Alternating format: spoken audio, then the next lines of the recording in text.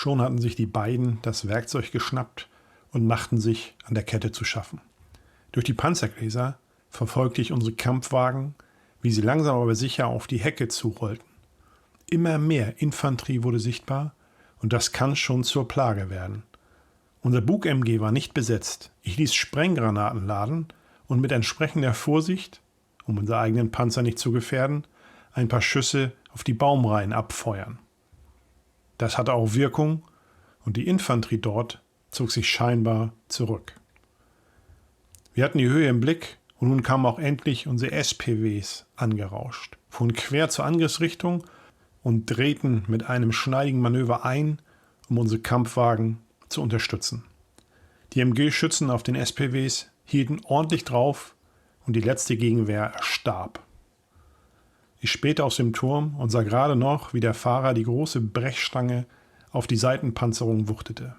»Einsteigen«, schrie ich. »Los, los, los!« Und flink wie die Wiesel waren die beiden wieder im Fahrzeug. Der Motor rührte schon und der Wagen machte einen Satz nach vorn.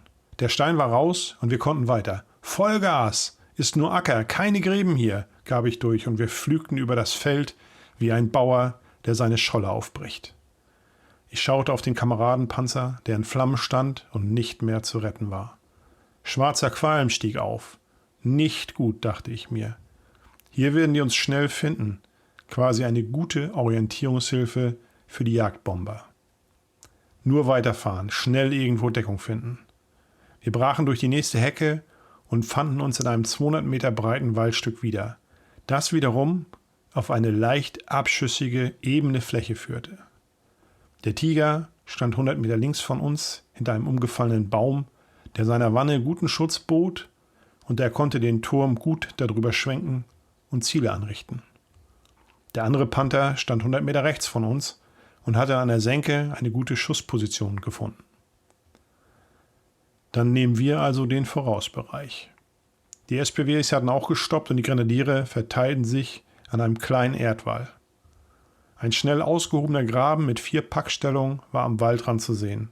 3 Kanonen waren zerstört und einige Gefallene lagen zwischen dem Chaos.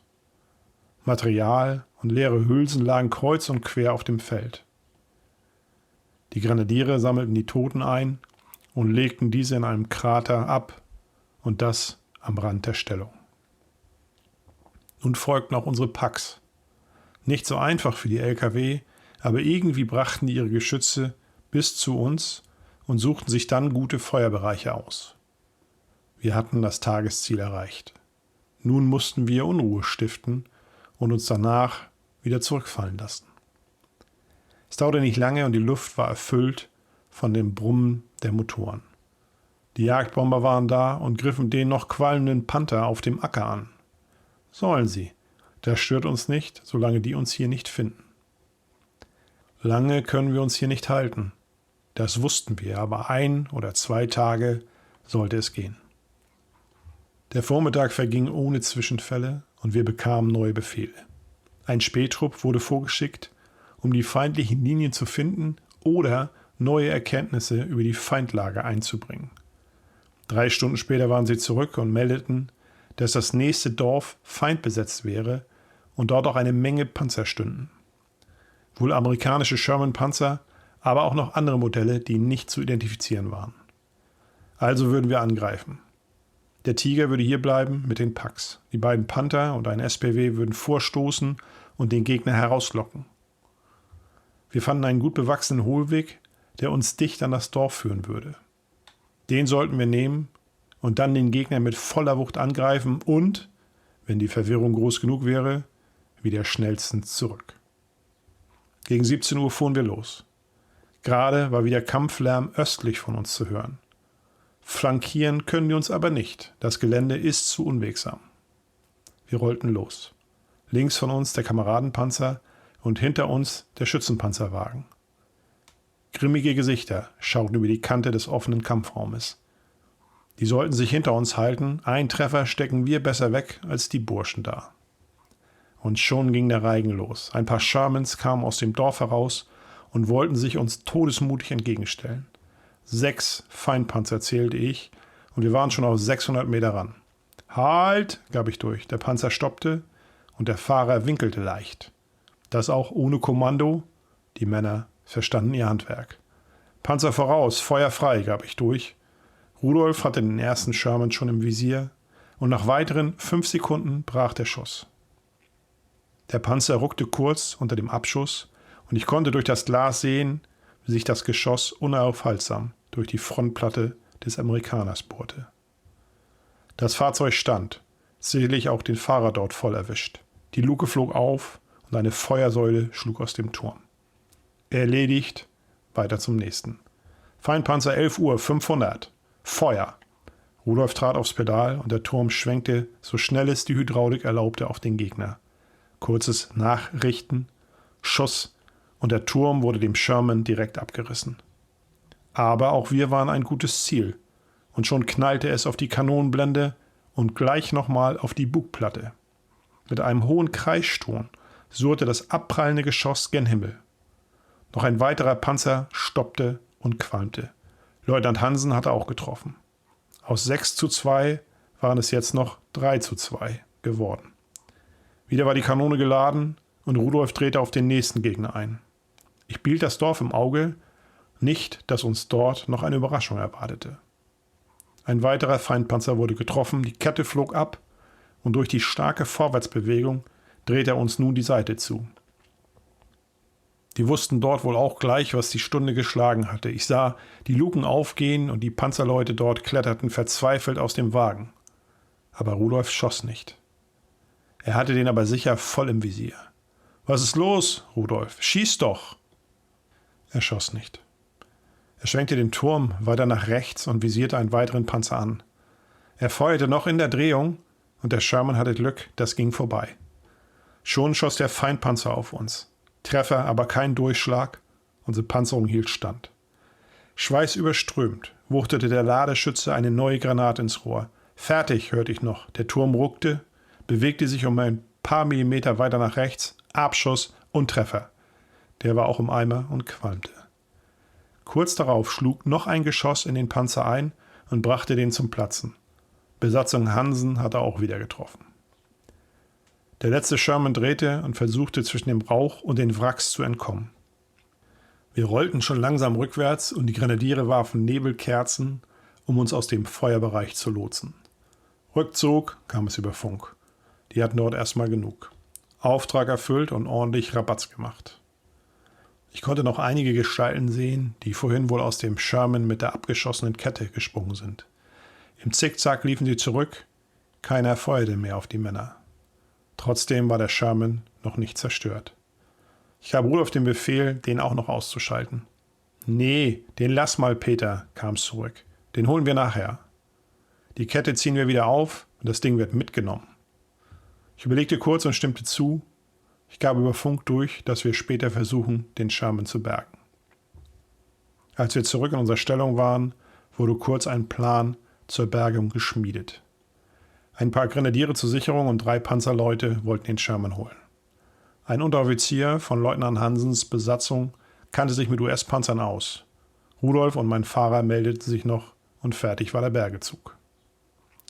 Rudolf war sich sicher, dass man die Kette nur auflegen müsste und dann diese neu verbinden. 30 Minuten und wenn er dann anspringt, wäre alles gut. Der Kommandant vom Tiger wollte auch bis 800 Meter ran und sichern. Sollten die dort drüben unser Vorhaben zunichte machen wollen oder es würde nicht klappen, dann sollte der Feindpanzer zerstört werden. Es wurde Abend und die Männer schlichen los. 20 Minuten später rollte der Tiger vor und ging auf eine Sicherungsposition. Ich hatte kein gutes Gefühl, aber wenn man die Amerikaner kennt, weiß man, dass die keine schnellen Entscheidungen treffen. Vor morgen Mittag würden wir keinen alliierten Soldaten im Kampfraum vor uns zu Gesicht bekommen. Die hocken sicherlich alle im anderen Dorf oder weiter hinten. Die Minuten schlichen dahin und ich schaute alle 5 Minuten auf die Uhr. Leutnant Hansen war bei mir und meinte, dass es schon klappen würde. Das sind alles alte Hasen. Eine Stunde war schon rum, da hörten wir Motorenlärm. Das war auf jeden Fall der Tiger, der sich da durchs Gehölz schob. Ich ging zur Packstellung und tatsächlich hatten die Teufelskerle den Sherman geborgen. Rudolf kletterte vom Panzer und erklärte, dass er keine Menschenseele gesehen hätte. Selbst als sie die Kette mit Bolzen zusammenschlugen, was wirklich nicht leise war, kam keiner und störte. Der Fang wurde durchgegeben und die Männer untersuchten den Panzer von oben bis unten. Nix Dolles, meinte Rudolf. Und unser Fahrer meinte noch, dass jeder Depp solch ein Ding fahren könnte. Kein Vergleich mit unseren hochentwickelten Kampfwagen. Ich wollte das mal so glauben. Wir brauchen aber auch ein paar Mann, die den Sherman nachher zurückfahren, wenn wir hier abrücken. Also gaben wir es durch und am nächsten Tag sollten ein paar Männer vom Instandsetzungszug kommen und den Sherman mitnehmen. Im Panzer fanden wir noch gute Verpflegung, Zigaretten und Whisky. Alles wurde unter den Besatzungen verteilt und auch die Flasche machte eine große Runde, dann war die schon leer. Teufelszeug.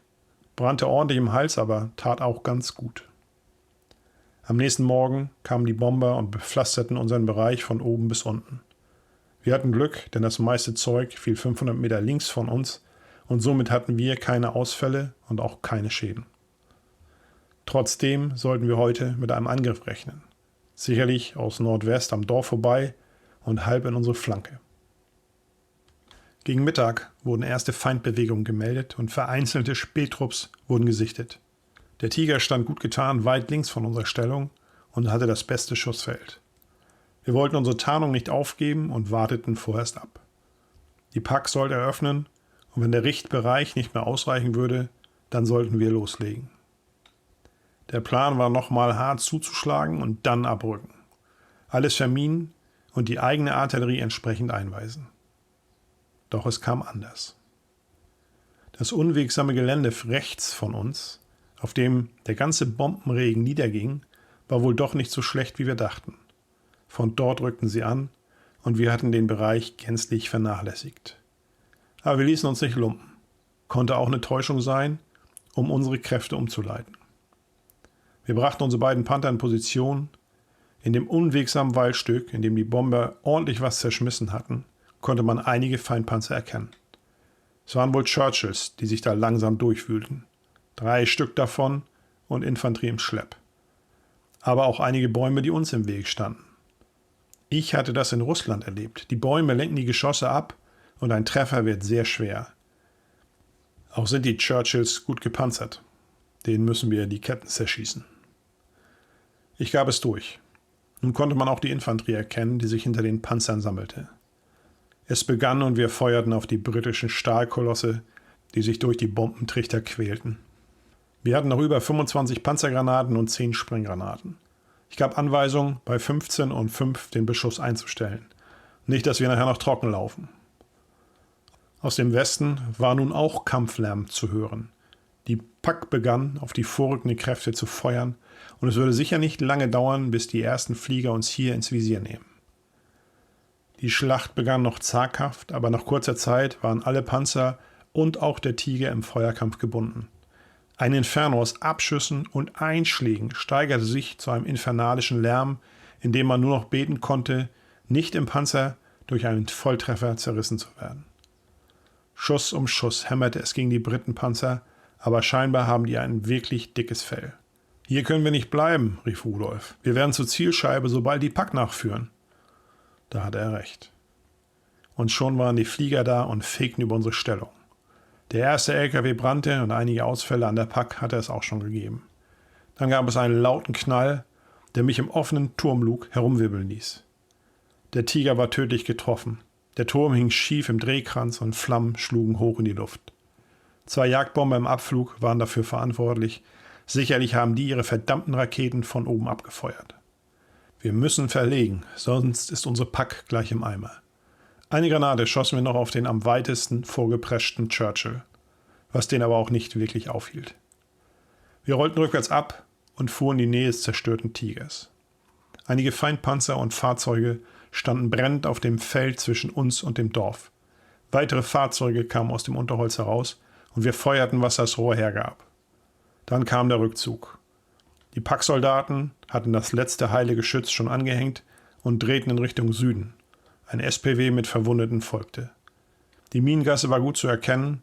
Leutnant Hansen sollte die Nachhut bilden. Wir zogen uns zurück. Der letzte Schützenpanzerwagen rollte an und noch 3 Grenadiere blieben bei Hansens Panzer zur Nahsicherung zurück. Wir drehten auch und gaben durch, dass wir uns absetzen. An den Minen vorbei rollten wir den anderen hinterher. Auf der Wiese stand noch immer der Sherman, den hatte noch keiner abgeholt. Los, Rudolf, es hilft ja nichts. Auf 100 Meter quer ab schoss Rudolf auf den Feindpanzer. Das Geschoss flog seitlich in den Panzer rein und ich hätte schwören können, dass es auf der anderen Seite wieder austrat. Aber ich konnte mich auch getäuscht haben. Was soll's. Der Panzer brannte und wir mussten nun zusehen, dass wir hier wegkommen. Zurück zu unseren Linien, das war die Devise. Hansen meldete, dass er sich mit der letzten aufgesessenen Infanterie nun auf den Rückweg machte. Und das war das letzte Mal, dass wir was von ihm hörten. Keiner der Männer kam zurück.